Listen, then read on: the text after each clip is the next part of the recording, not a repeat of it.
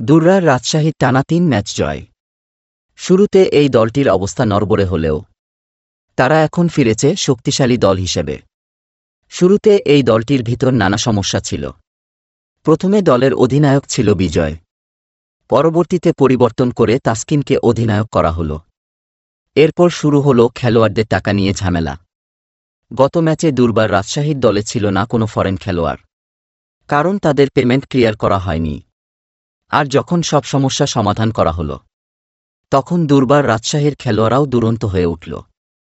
সিলেট স্ট্রাইকারকে মাত্র ১১৭ রানে আটকে দেয় রাজশাহীর বোলাররা। মৃত্যুঞ্জয় চৌধুরী ও মেহরাব নেয় ৭ উইকেট।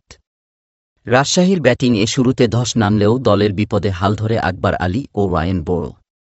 মাত্র ১৬ ওভার ৫ বলে ম্যাচ জিতে যায় রাজশাহী। এখন ১৪ পয়েন্ট নিয়ে টেবিলের তৃতীয় স্থানে দুর্বার রাজশাহী।